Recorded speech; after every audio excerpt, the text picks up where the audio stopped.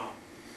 He opened his mouth, and before he could even finish saying what his thought was, the one in the middle started to move. He said, "Why don't we ask the one in the middle to do a figure eight?" Well, before he could even finish his sentence, the one in the middle did a lazy figure eight. Now, almost everybody was crying. And just as quick as this was open, it just went, and it ended, just like that. And I got to tell you, folks, those 22 people scattered, boom, like this. You know, you turn on the light in a restaurant and you got roaches on the floor, you turn on that light and they scatter.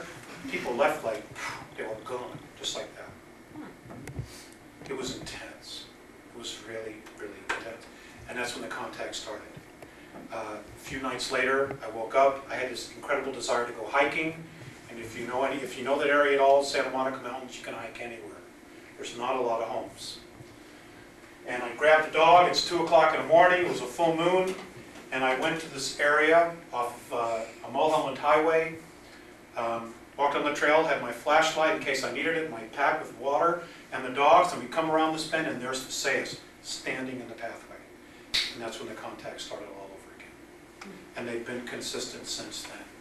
They've even been physical, either physical or telepathic. As far as physicals, I've had over 187 physical contacts. The last 2 months, I've had 4, and they've all been telepathic.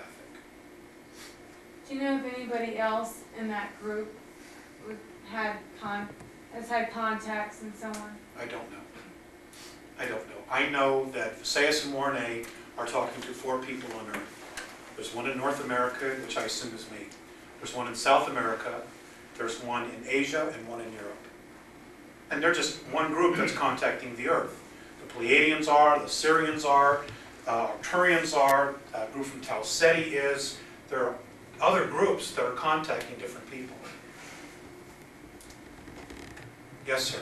You read a lot of articles about these aliens in the White House, you know. You mean like the rag magazines? Yeah, the time, you know, you see all these people being pulled out of, you know, other contacts, other people are claiming that they've been going to space. I honestly don't believe that the White House, the President of the United States, has ever met an alien, a live alien. I think Richard Nixon, well, George Bush, obviously, because of his having been director of the CIA. But I think Richard Nixon was really, other than George Bush, the only real president that knew anything. I think Reagan knew a tiny bit. But you got to understand that most of that alien information is classified, my understanding is Q6 or above. The president is a Q5. He can't even go to Area 51. His security clearance isn't high enough for the president to go to Area 51 in Nevada. Now, Richard Nixon, and this is in Jackie Gleason's autobiography, was playing golf with a great one, Jackie Gleason. And apparently they had a few drinks or a few cigars.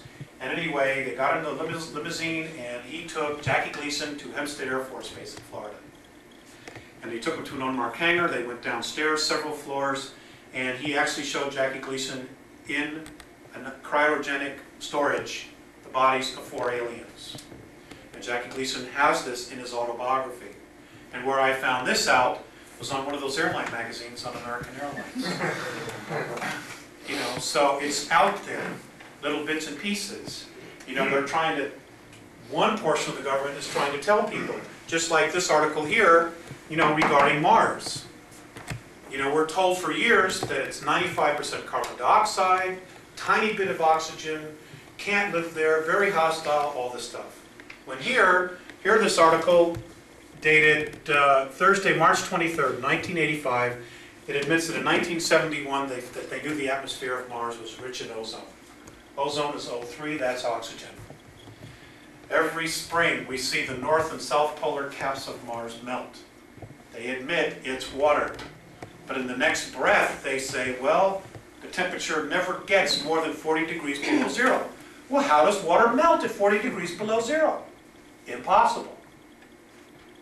So it obviously gets above freezing if they see it melt. And since there's ozone, there's absolutely an atmosphere.